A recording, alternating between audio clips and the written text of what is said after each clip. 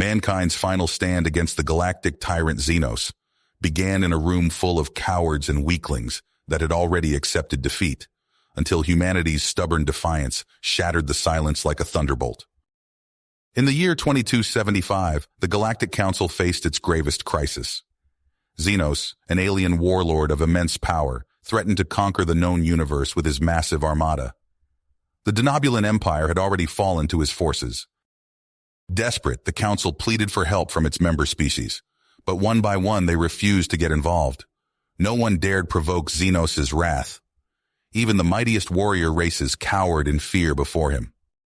All seemed lost until a lone human stepped forward, Noah Davis, Earth's ambassador. Humanity was still new to the galactic stage, viewed as primitive by most, but Noah boldly proclaimed that Earth would stand against this threat alone if necessary. The Council reacted with shock at humanity's audacity. Denobulan survivors warned Noah of Xenos' fearsome weaponry that had obliterated their fleets, but Noah was undeterred. Humans did not bow to tyrants. If a stand was to be made, he declared, let it be now. Noah contacted Earth, and the United Earth government sprang into action.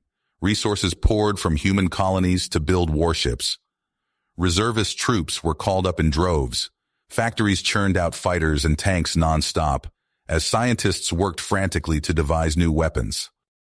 Xenos, on learning of humanity's defiance, laughed.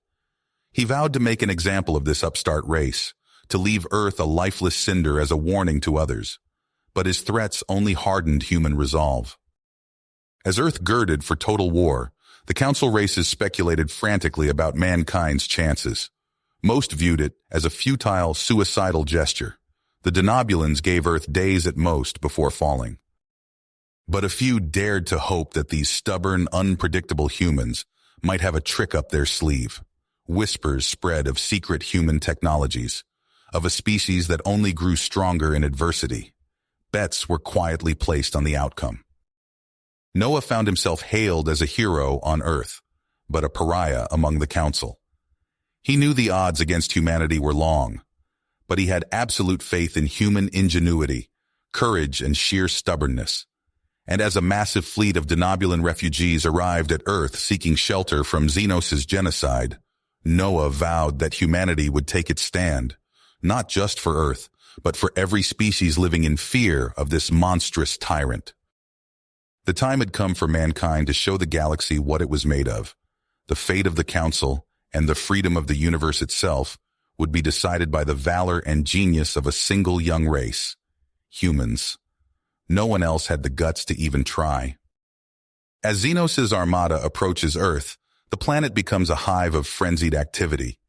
Noah works tirelessly with Earth's military leaders, poring over holographic star maps as they position the human fleet at key strategic points around the solar system. Minefields are hastily laid and defensive perimeters established, anything to slow the enemy's inexorable advance. Noah also finds himself overseeing the integration of the Denobulan refugees into Earth's defense forces. Many of them volunteer eagerly to stand alongside their human allies, desperate for a chance to strike back at the monster who destroyed their civilization. Their intimate knowledge of Xenos' tactics and technologies quickly proves invaluable in the planning. On the eve of battle, Noah stands before the assembled Earth fleet, a motley mix of human and Denobulan ships dripping with weapons. He looks out at the sea of faces, seeing the fear and uncertainty in their eyes. "I know you're scared," he tells them, his voice steady. "I am too. We face an enemy that has crushed every force that has stood against it, a tyrant that revels in genocide and destruction. It would be easy, even understandable, to give in to despair." He pauses, letting his words sink in before continuing. "But I ask you to remember what we're fighting for, not just our own lives and freedom, but the fate of every sentient being in the galaxy. If we fall here, there will be no one left to stand against Xenos' evil." His voice rises, ringing with conviction. Humanity has faced dark times before. We have endured wars, plagues, famines, and we have always overcome. Not because we are the strongest or the smartest, but because we never give up. We never stop fighting for what we believe in. It is that indomitable human spirit that will carry us through this crisis too. A murmur of assent rises from the assembled crews, human and denobulan alike. They stand a little straighter, a glint of dedication in their eyes. When Xenos' armada arrives, the warlord is supremely confident of an easy victory over the primitive humans. But that confidence quickly turns to surprise and frustration as the Earth fleet puts up fierce resistance. The humans, intimately familiar with the terrain of their own solar system, use that knowledge to their advantage. They lure enemy squadrons into dense asteroid fields, where the massive Xenosian warships become easy prey for agile human fighters darting among the rocks. The hulks of destroyed alien ships join the drifting space debris. Elsewhere, Earth's heavier warships concentrate their fire on the flanks of the enemy formation, while screens of nimble frigates harass the edges, drawing squadrons out of position and whittling down their defenses. It is a deadly game of cat and mouse, one the humans play with tenacious skill. The denobulan ships fight with particular ferocity, throwing themselves into the thick of the battle. One battered denobulan cruiser, its weapons depleted, makes a suicide run at a looming Xenosian dreadnought. The cruiser, trailing fire and debris, rams the larger ship in a titanic explosion that obliterates both vessels. Yet for all their courage and cunning, the Earth forces find themselves steadily losing ground. Xenos' fleet is simply too large, his ships too advanced. The warlord's flagship, a monstrous dagger-shaped craft, smashes through the human defensive lines and descends on Earth, disgorging waves of landing craft. On the planet's surface, panic erupts as Xenosian troops deploy in the major cities. Evacuation alarms blare as civilians scramble for safety. But there are many who refuse to flee, resistance fighters who take to the streets in a defiant last stand. They set up barricades and sniper nests, determined to make the invaders pay for every block in blood. The regular Earth military forces, battered but unbroken, rally to meet the invasion head-on. Artillery and missiles scream through the air as tanks rumble through the rubble-strewn streets to meet the alien armor in thunderous clashes. Infantry and powered armor dig into hastily prepared fighting positions, their weapons spitting streams of tracer fire at the advancing hordes. In orbit, Noah grits his teeth as he watches the tactical displays, the lights representing human ships winking out one by one. He knows they can't hold out much longer. Xenos' victory seems inevitable. But there may be one last, desperate chance. Noah opens a comm channel to Earth's research division. "Tell me about Project Singularity," he demands. The ashen-faced scientists on the other end hesitate. "Ambassador, the Singularity cannon is still highly experimental, unstable. There's a very real chance it could destroy any ship attempting to fire it." "Does it have a chance of taking out Xenos' flagship?" A pause. "Theoretically, yes, but—" "Then ready it for deployment." Noah's voice is hard. "It may be our only hope." Within hours, the massive cannon is mounted on the EUS Indomitable, one of Earth's most powerful remaining destroyers. Noah personally takes command of the ship, assembling a skeleton crew of volunteers. They set out on a desperate mission, fighting their way through the heart of the enemy armada to come alongside Xenos' flagship. The other Earth ships buy them time, throwing themselves at the enemy in waves of near-suicidal attacks. The Indomitable, scored and burning from numerous hits, finally pulls alongside the warlord's vessel. Over the comm, Noah addresses his crew. "This is it, our last shot. All of you get to the escape pods. There's no need for anyone else to die here." There are protests, but Noah overrides them. "That's an order. Go!" Reluctantly, the crew evacuates, leaving Noah alone on the bridge. Proximity alarms blare as Xenosian boarding craft latch onto the destroyer's hull, disgorging heavily armed assault troops. Noah ignores them, his eyes fixed on the looming bulk of Xenos' ship. With a whispered prayer, he initiates the firing sequence for the Singularity cannon. There is a blinding flash of light then. The Singularity cannon erupted with a blinding flash, unleashing a torrent of exotic particles that tore through the fabric of reality. Xenos' flagship vanished in an instant, swallowed by the ravenous maw of a newborn black hole. But the destruction didn't stop there. The miniature singularity's gravitational pull reached out across space, dragging everything nearby towards its hungry event horizon. Asteroids, debris, and ships alike were caught in its irresistible grasp. Noah Davis, still aboard the Indomitable, frantically worked the controls. "Sever tether, now!" he shouted. But it was too late. The destroyer lurched violently as it was pulled inexorably towards the singularity. Noah's fingers flew over the console, desperately trying to break free, but to no avail. As the ship's hull began to buckle and warp, he stood tall on the bridge. "It's been an honor," he said, saluting his distant crew before the blackness consumed him. Chaos engulfed the solar system. Massive capital ships spun wildly off course, their engines whining in protest as they fought against the singularity's pull. Fighters tumbled end over end, pilots screaming as they were flung about their cockpits. The very fabric of space seemed to stretch and tear, gravitational shockwaves ripping apart anything caught in their path. On Earth, the ground heaved and buckled. Skyscrapers swayed like trees in a hurricane before collapsing in on themselves. Streets split open, swallowing cars and people alike. The planet itself groaned as it began to shift in its orbit, dragged inexorably towards the voracious black hole. In orbit, the remaining Denobulan ships formed a last, desperate line of defense. "All ships, coordinate artificial singularities," Captain Thelos bellowed over the comms. "We must counter the gravitational pull." One by one, miniature black holes winked into existence around the beleaguered planet, straining to hold Earth in place. For a moment, it seemed to work. Earth's trajectory stabilized, caught between opposing gravitational forces. But then, with sickening inevitability, the Denobulan ships began to fail. Their singularity generators overloaded, imploding one after another. "We can't hold it," Thelos cried. "Earth is doomed." Just as all hope seemed lost, a colossal shape emerged from behind the sun. The Alderson disk, humanity's greatest secret, unfurled like a vast, shimmering ring. Its exotic materials vibrated with unimaginable energy as it spun up its own counter-singularity. The effect was immediate. The runaway black hole froze in place, caught in the disk's overwhelming gravitational field. Earth snapped back into its proper orbit, freed from the singularity's deadly attraction. In the aftermath, Earth lay battered but unbroken. Half the planet was in ruins, millions dead or missing.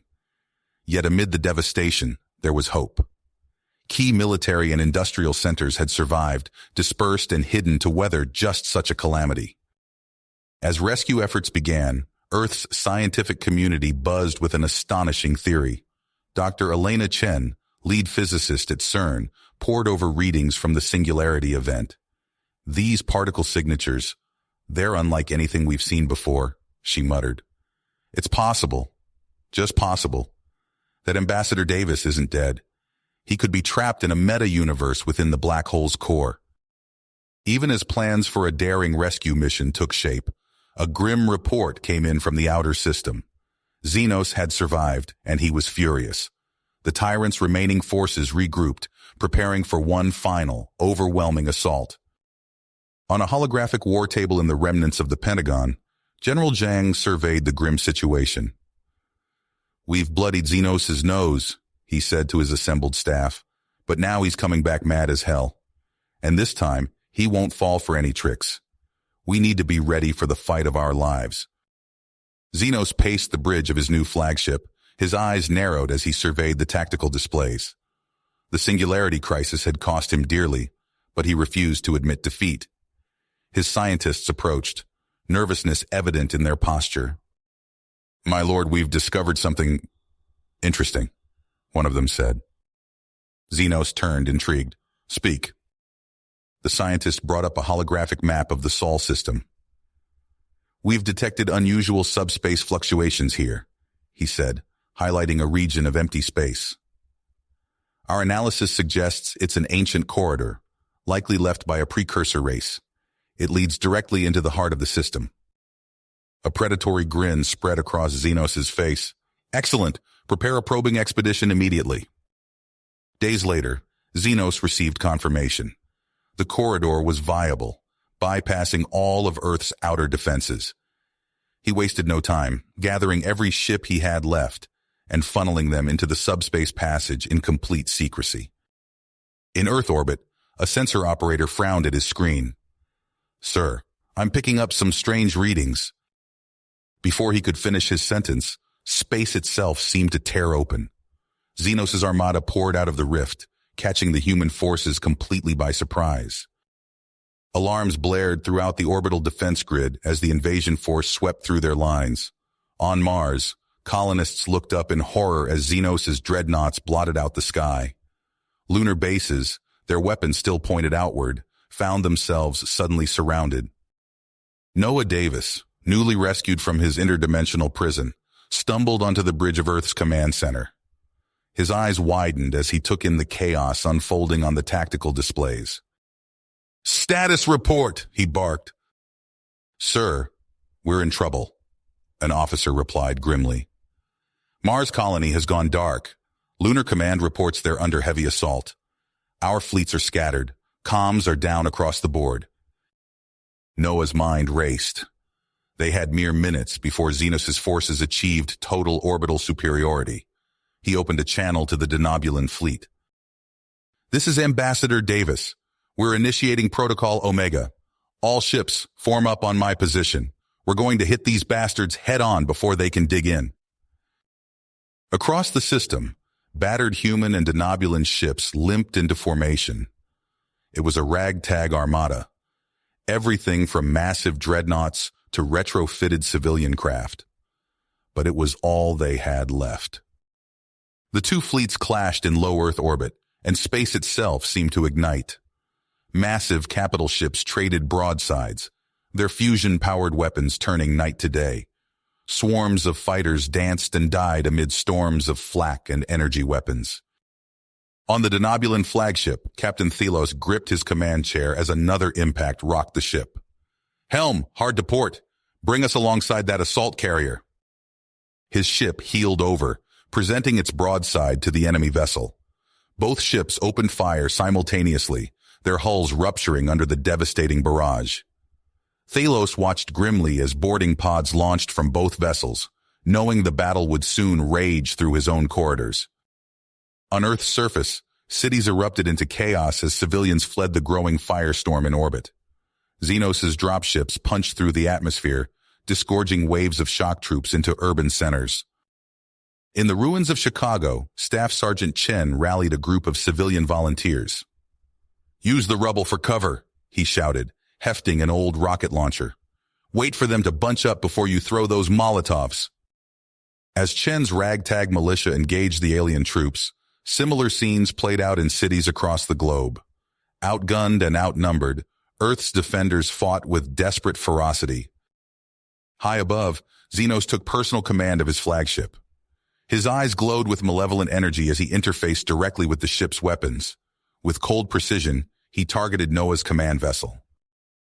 "Die, human," Xenos snarled, unleashing a devastating barrage. Noah's eyes widened as he saw the incoming fire. "Divert all power to forward shields," he shouted. But it wouldn't be enough. Xenos' weapons were simply too powerful. In a flash of inspiration, Noah grabbed the comms. "Engineering, route graviton array output through the tractor beam emitters. Now!" The jury-rigged shield snapped into place mere seconds before Xenos' attack hit. The makeshift defense held, barely, deflecting the worst of the assault. As the battle raged on, Noah's tactical display filled with more and more red icons. Xenos' reinforcements kept pouring through the subspace corridor, swelling the ranks of the invasion force. Noah's face hardened as he realized the terrible truth. They were about to be overwhelmed. Unless... "All ships, this is Ambassador Davis," he broadcast. "We're changing targets. Form up on me. We're going into that corridor." A chorus of confused responses filled the comms, but Noah cut them off. "It's our only shot. We have to collapse it from the inside or we're finished. Now move." What remained of Earth's fleet disengaged, making a headlong plunge for the subspace rift. As they entered, reality itself seemed to twist and warp around them. The subspace tunnel yawned before Noah's strike force, a writhing maw of impossible angles and twisted dimensions. As their ships plunged into the eldritch corridor, reality itself seemed to warp and buckle around them. "My God," Lieutenant Ramirez whispered, his eyes wide with horror. "What is this place?" Before Noah could answer, Ramirez convulsed, foam bubbling from his lips as his mind crumbled under the assault of non-Euclidean geometries. All around the bridge, crewmen screamed and clawed at their eyes, desperate to unsee the madness surrounding them. "Get them to the shock tanks!" Noah barked, fighting to keep his own sanity intact. "Now!" Medical teams rushed to seal the afflicted crew in cybernetic isolation chambers. Noah felt a moment of relief as the screams subsided, replaced by the steady hum of life support systems. The respite was short-lived. A barrage of exotic energy blasts slammed into their hull, the weapons fire seeming to bend and distort as it traversed the unnatural space of the corridor. Through the maelstrom of combat, Noah caught glimpses of Xenos' forces pouring into the tunnel from the other side. "Return fire!" Noah ordered, gripping his command chair as another impact rocked the ship. "We have to push through." The human fleet surged forward, their weapons lashing out with streams of gravitic energy. Alien and human vessels alike were shredded by the onslaught, their debris swirling in mind-bending patterns through the corridor. Noah watched the casualty reports climb with sickening speed. Half his fleet gone in minutes, yet still they pressed on. The corridor had to be sealed at any expense. A blinding flash erupted to starboard as a sister ship disintegrated under concentrated fire. Noah opened his mouth to order evasive maneuvers, but the words died in his throat as a lance of energy punched through his own vessel's hull. The breach tore open a pocket of surreal space within the ship itself. Noah stumbled into this bubble of fractured reality, his perceptions assaulted by cascading waves of color and sound that had no place in normal space-time. He watched in horror as his cyber-enhanced crew, their minds already numbed against the tunnel's madness, succumbed one by one to the concentrated insanity of this pocket dimension.